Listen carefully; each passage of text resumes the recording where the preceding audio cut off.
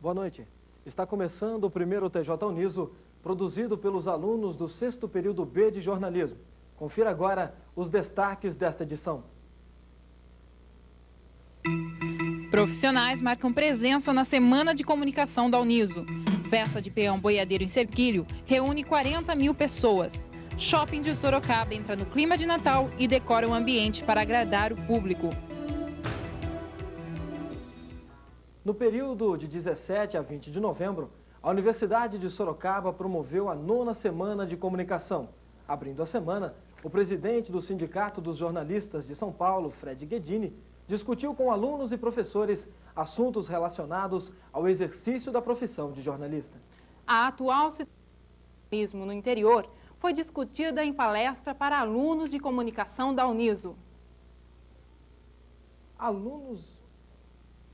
O presidente do Sindicato dos Jornalistas de São Paulo, Fred Guedini, abriu a 9ª Semana de Comunicação da Uniso. Guedini falou sobre a exigência do diploma e sobre a criação do Conselho Federal de Jornalismo. Ele é um projeto, ainda está em debate no Ministério do Trabalho, depois ele vai para outros ministérios, até ser enviado ao Congresso Nacional, depois de tramitado, vira lei e aí passa a ter existência legal o Conselho, tá? Então, é uma reivindicação da classe, dos jornalistas, a existência desse Conselho Federal e dos Conselhos Regionais de Jornalismo. Guedini afirmou que o sindicato enfrenta dificuldades pela falta de dinheiro, mas que ainda assim está empenhado para firmar acordos com empresas de mídia, para facilitar a entrada dos estudantes de jornalismo no mercado de trabalho. A atual situação do jornalismo no interior foi discutida em palestra para alunos de comunicação da Uniso. No segundo dia da Semana de Comunicação, os editores de jornalismo da TV TEM, Carlos Bonatelli, e do jornal Cruzeiro do Sul, Homero Querido Filho, falaram sobre o jornalismo no interior, uma região em que a notícia pode deixar de ser veiculada por não atender certos grupos de interesse. Eu entendo que o político, numa coletiva, eu não sou obrigado a perguntar só sobre um tema, né? Mesmo que ele venha inaugurar uma rodovia, o governador, eu não vou perguntar só sobre a rodovia, eu vou perguntar, de repente, sobre presídio, segurança. Eu acho que, na medida do possível, ele pode e deve estar preparado para responder. Se não tiver, eu acho que a melhor resposta é vou me informar e depois respondo. Os palestrantes tiveram opiniões divergentes. Enquanto na televisão o ano foi bom, os jornais sofreram queda no mercado publicitário. Como em qualquer profissão, o jornalismo também sofre com a escassez de vagas no mercado de trabalho. Apesar dos contratempos, Bonatelli afirmou que o bom profissional sempre conquista espaço. E neste caminho estão os 4 alunos do último ano de jornalismo da Uniso, que atualmente fazem estágio na TV TEM. Olha, eu acho o estágio muito importante para o jornalista, para os estudantes, né, que estão se formando, porque é onde ele vai vivenciar a redação, né, o cotidiano, o dia a dia mesmo, da pauta, da produção, da reportagem, da edição, da apresentação. Eu acho que isso dá uma bagagem muito grande e o que a gente percebe, né, nesses estagiários realmente é essa vontade de ver como é que funciona, de ver como é que faz, e eles têm isso, a teoria aqui na universidade e lá com a gente. Espero que eles tenham a prática que eles precisam e aproveitem bem esse período, que é muito importante. Alunos de jornalismo da Uniso tiveram a oportunidade de conhecer mais sobre o trabalho do Ombudsman. Dando continuidade à 9ª Semana de Comunicação da Universidade de Sorocaba, o jornalista da Folha de São Paulo, Bernardo Zenberg, explicou sobre a função do Ombudsman, o profissional que faz críticas sobre o jornal que trabalha. Entre outras coisas, Bernardo falou sobre o relacionamento com os colegas de redação. De certa forma, ele é o chato de plantão. Ele é o cara que está ali, cri-cri, apontando problemas e apontando erros. O Ombudsman, ele é encarado como uma referência para a discussão dos problemas do dia a dia do jornal ou estratégicos do jornal. O jornalista ainda comentou o que é preciso para ser um ombudsman. Primeiro, capacidade de ouvir as pessoas. É da natureza de uma função como essa de ombudsman poder estar sensível para aquilo que as pessoas apontam como problemas no jornal, respeitar essas críticas feitas e saber transmiti-las também adequadamente. Esse é o primeiro ponto. O segundo ponto, isso envolve também, eu acho, uma dose de paciência, uma capacidade de ser bastante crítico e vontade de ser bastante crítico em relação ao jornal. Nem todas as pessoas gostam de fazer isso. Também uma disponibilidade para ser criticado na medida em que você, como encarregado de criticar o trabalho dos outros, também está sujeito a críticas, né? E um conhecimento mínimo, razoável, daquilo que é o jornalismo e do funcionamento de uma redação, dos erros que essa redação produz, das origens desses erros, enfim, tudo aquilo que pode propiciar a um trabalho de distanciamento crítico em relação ao jornal que é produzido. Com a chegada do segundo semestre, a sigla TCC causa preocupação em qualquer aluno prestes a se formar. O estresse vivido neste período é o que vamos ver na reportagem a seguir. Na faculdade, o clima para os jovens universitários é de descontração, conhecer novos amigos e companheiros para as baladas de fins de semana. Sai só da faculdade, vai umas baladinhas aí. Vou muito à chácara com os meus parentes, né? Tento espairecer um pouco a cabeça. Eu faço rapel, escalada. E vou por aí, me embrenhar pro meio do mato. Eu saio com meus amigos, vou em barzinho. Para todos os estudantes, essa badalação acaba quando se aproximam da reta final da graduação. É chegada a hora de preparar o trabalho de conclusão de curso, o tão temido TCC. O projeto de um dos grupos de jornalismo foi o Sou Axé, uma instituição de crianças de rua de Sorocaba. Para Juliana Risse, que também participou da elaboração deste trabalho, o namorado e a família ficaram em segundo plano. O que eu deixei de fazer foi isso, curtir minha família, não namorar em final de semana e sair com os amigos também, que era difícil. E às vezes a gente se combinava de se encontrar em algum lugar, cansada, não vou, estou muito cansada. Também mudou a rotina dos estudantes que fizeram no TCC o projeto publicitário para a empresa Óticas Carol. Deixei de sair com a namorada, deixei de assistir DVDs que eu adoro. Então, todo o processo de lazer, que eu gostava de realmente fazer, cinema, tudo parou. A psicóloga Eliette Jussara explica como é o estresse no cotidiano do aluno nesta fase. Primeiro a gente precisa entender que o estresse não é só negativo, ele é positivo também, porque ele faz com que você se esforce para alguma coisa. O problema do estresse negativo é quando você passa tempo demais para dar solução de algum problema ou um desequilíbrio, ou uma desavença, ou uma ansiedade e não dá conta. Ele pode ter crise de memória, ele pode ter distúrbios de sono, ele pode ter problemas físicos. Então eu preciso me conhecer, saber os meus limites e o meu potencial. Eu costumo orientar para que faça algumas técnicas de relaxamento. E para você que está se aproximando do 8º período, prepare-se, porque noitada só em frente ao computador. Confira a seguir a festa do peão em Serquilho.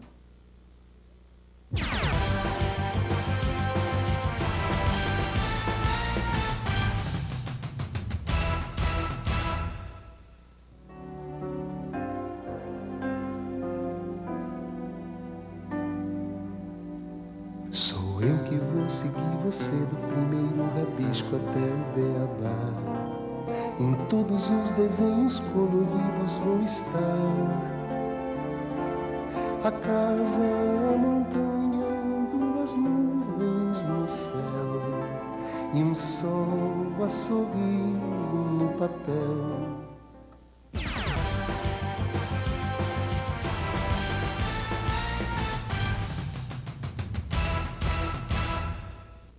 As agências de turismo apresentam, nesta época, um crescimento de 30% nas vendas. Neste ano, a procura é por roteiros de viagens mais baratos. Viajar no fim de ano é o sonho e objetivo de muitas famílias sorocabanas que já estão se preparando para arrumar as malas nos meses de dezembro e janeiro. Nesse período, as agências da cidade apresentam um crescimento de 30% na procura por pacotes. Neste ano, as alternativas para a falta de dinheiro são as opções mais baratas. As opções que as agências oferecem nessa época de férias são os pacotes rodoviários, os mais procurados é o Camboriú, pelo Parque do Beto Carreiro, que é uma opção de lazer para as crianças, Caldas Novas, onde tem a pousada do Rio Quente, com Hot Park, que é um parque parque aquático com muita recreação e os passeios mais em hotel fazenda, as coisas mais próximas aqui da região. E as viagens internacionais ainda estão sendo procuradas? Qual a melhor opção? Bom, apesar do dólar estar sempre oscilando, a gente ainda tem uma grande procura pelo internacional. Essa época de dezembro e janeiro, a Disney é uma tradição pelos parques e muitas famílias acabam indo para passar um período em Orlando. Buenos Aires é uma opção barata para casais que gostam de curtir um lugar mais charmoso. Quem ainda não comprou a passagem, corra, pois são poucos os lugares disponíveis. A última edição do Jornal Ensaio, produzido pelos alunos da turma B do 6º período da Uniso, trouxe aos leitores várias opções para o turismo na nossa região, como a tranquilidade de Araçoiaba da Serra, o turismo histórico de Porto Feliz e a adrenalina do paraquedismo de Boituva. O exemplar está disponível no campus da Uniso. A 14ª Festa do Peão Boiadeiro de Serquilho reuniu um grande público que foi conferir o rodeio e os shows. As crianças também se divertiram durante o evento. A Festa do Peão de Serquilho foi realizada entre os dias 13 e 16 de novembro. Segundo a comissão organizadora, mais de 40 mil pessoas passaram pelo recinto nos 4 dias de festa para conferir as montarias, praça de alimentação e shows. Na arena, os peões mostraram muita habilidade e equilíbrio em cima dos touros e cavalos. Fora dela, as crianças também provaram que têm agilidade. Elas se divertiram com o touro mecânico. Gabriel foi um dos que participaram da brincadeira. Quantos segundos você conseguiu ficar em cima do touro? 20. Este vereador participa da Festa do Peão há 14 anos. Para ele, o evento está sempre evoluindo. Eu acho que está sempre melhorando, né? É que desde uns 8 anos para cá, ela está cada vez melhor, né? Os shows foram os momentos mais esperados pelos espectadores. O cantor Daniel se apresentou no sábado para um público de mais de 15 mil pessoas. A presença do artista na cidade causou tumulto entre as fãs, que ficaram do lado de fora do hotel à espera de um autógrafo ou para tentar ver o ídolo de perto. Na oportunidade, Daniel deu entrevista coletiva, autógrafos e tirou fotos. Durante o show, ele cantou sucessos atuais e antigos. Alguns deles tiveram a participação do pai dele, José Camilo. No palco, pai e filho cantaram juntos.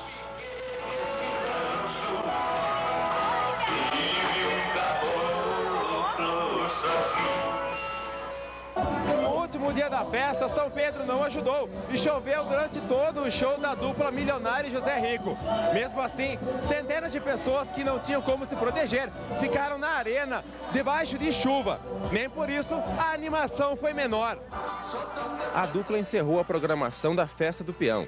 Segundo o prefeito de Serquilho, as expectativas foram atingidas.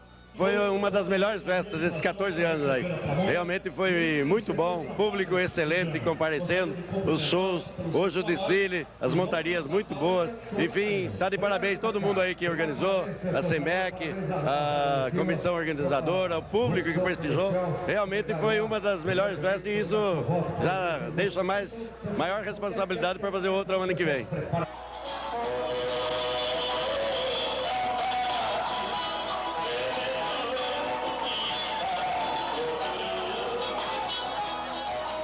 Capital Inicial e a dupla Rick Renner também se apresentaram na Festa do Peão. Com a chegada do verão, a procura por academias de ginástica cresce a cada dia. A novidade em Sorocaba são os novos horários que se adaptam aos frequentadores. Se você é um daqueles que encontra como motivo a falta de tempo para não praticar exercícios, é melhor encontrar uma outra justificativa. Com a correria do dia a dia, a noite se torna o único horário disponível para aquelas pessoas que não têm tempo, mas se preocupam em cuidar do corpo. São universitários, professores que saem das faculdades, empresários, pessoas que trabalham em banco, no horário à noite. Então, o público em geral. A professora universitária Suzana se adaptou nessa nova onda de se exercitar de madrugada e garante que acorda muito disposta no dia seguinte. Só tenho esse horário, então eu tenho que fazer esse horário. Mas eu acordo bem melhor. Eu não me sinto cansada, não. Eu gosto de fazer à noite. O professor da academia diz que não há diferença em praticar exercícios durante o dia ou à noite. Existem pessoas que se adaptam melhor treinando à noite e se adaptam melhor treinando de dia. Aí, por exemplo, a pessoa que se adaptou melhor à noite, venha treinar de dia, talvez o rendimento não seja o mesmo e vice-versa. Se essa mania pegar, uma nova opção de horário pode surgir nas academias. A ideia é que seja 24 horas. Estamos começando agora, até 1h da manhã. Conforme for mais tarde, a ideia é chegar a 24 horas, eu acho que é possível.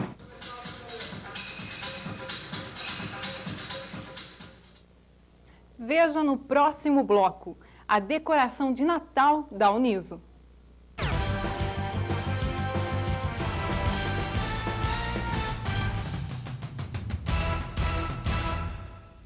Sim.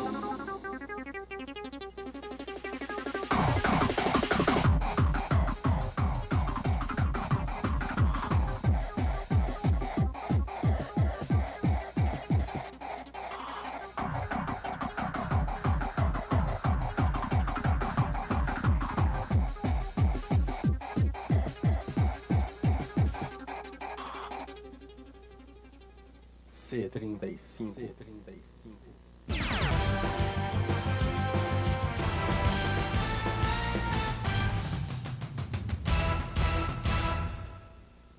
É dezembro e o clima do Natal já está nos shoppings da cidade, com as decorações que encantam e estimulam os sentimentos presentes nessa época do ano.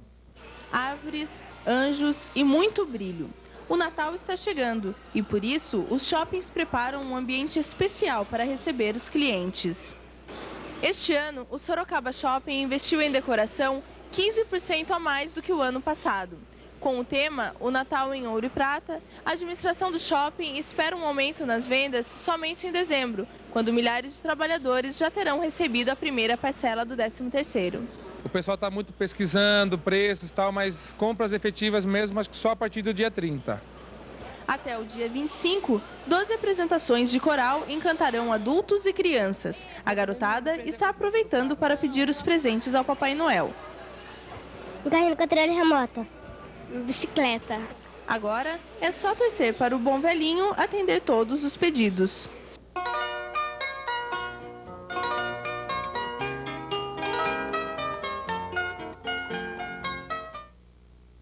Luzes brancas ou coloridas. As decorações de Natal começam a aparecer na cidade. A Uniso já se preparou para comemorar a data. No campus seminário, em frente ao prédio da reitoria, foram montadas 2 árvores com mais de 5 metros de altura. Nelas estão instaladas cerca de 20 mil lâmpadas. Grande parte do material utilizado foi reaproveitado de anos anteriores. A ideia é fazer uma decoração com baixo custo e que chame a atenção. O destaque das comemorações de Natal da Uniso será a apresentação de 5 corais. A novidade deste ano é que eles deixarão de se apresentar no pátio interno para se apresentar aqui nas escadarias, para dar chance a quem estiver passando pela rua de assistir também às apresentações. 2 já participam com a gente há alguns anos, que é o Cantares e o da Saúde. 2 são da universidade e esse ano tem o Coral Municipal de Votorantim. São canções natalinas, né? E o maestro é o maestro Cádimo, que é o maestro aqui da universidade e que rege todos esses corais. Uma sobremesa típica de Portugal já faz parte da ceia das famílias brasileiras. A equipe do TJ Uniso foi conferir como se faz a rabanada, que pode ser saboreada quente ou fria. Faltando apenas um mês para o Natal, muitas famílias já começam a pensar no que servir na ceia do dia 24. Mas não se preocupe com o seu bolso, porque existem receitas baratas. A cozinheira profissional Zélia Barbera nos ensina a partir de agora como fazer a rabanada, uma sobremesa de custo baixíssimo e que precisa de poucos ingredientes. E aí, Zélia, quais são os ingredientes para se fazer a rabanada? Bom, para se fazer a rabanada precisa de um pão, que aqui chama-se uma bengala, de preferência amanhecida, ou o nosso famoso filãozinho, que é o pãozinho francês, que deve ser sempre um pão amanhecido ou de mais dias que esteja guardado. Precisamos de um pouco de leite, que pode ser açucarado, ou deve ser açucarado, ovos, que a gente depois vai passar o pão sobre os ovos, a quantidade depende de quantas pessoas vão comer, açúcar e canela. E o óleo, que deve ser uma gordura bem quente para fritar a rabanada. E agora, qual que é o próximo passo? Como é que a gente vai organizar esses ingredientes para começar? Bom, o primeiro passo é realmente cortar o pão em fatias não muito grossas e também não podem ser muito finas. Normalmente é a espessura de um dedo. Então nós cortamos aqui o filãozinho. E é interessante saber que essa rabanada, ela vem da Europa. Eu acho que foram os portugueses que trouxeram para cá a rabanada. E ela foi feita sempre no nosso pão, que a gente chama de bengala. E lá na Europa, este pão grande assim, né, que parece realmente uma bengala, chama-se filão. Interessante como foi mudado, ó, não sei de onde vieram esses pães, o nome desses pães, mas no Brasil mudou-se o nome.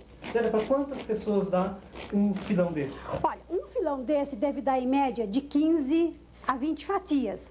Se você colocar 10 pessoas, vão comer fartamente. Agora, se comerem muito, você tem que aumentar a quantidade de pão. Mas ainda é o nosso alimento mais barato, porque realmente ninguém fica sem pão e o pão encontra-se em qualquer lugar. Vamos bater os ovos com a gema juntamente com a clara.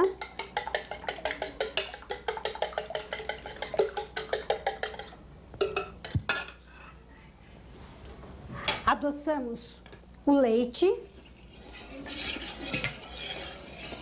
Eu coloquei para 1,5 copo de leite 3 colheres de açúcar, que eu acho que é uma boa quantidade. Aqui nós já vamos deixar a nossa gordura aquecendo. Então nós vamos passar aqui nosso filão no leite. Rapidamente ele é passado no ovo.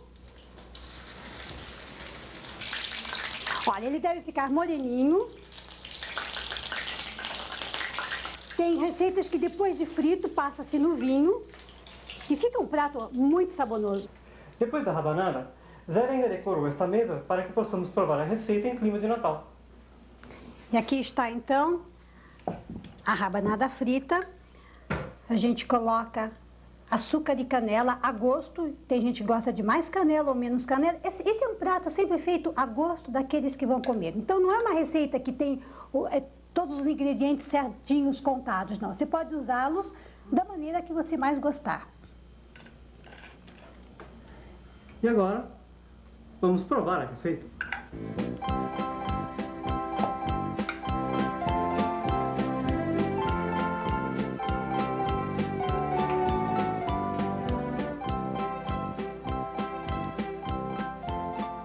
Que delícia, tá aí uma opção de prato para ceia de Natal. Uma boa ceia e um Feliz Natal.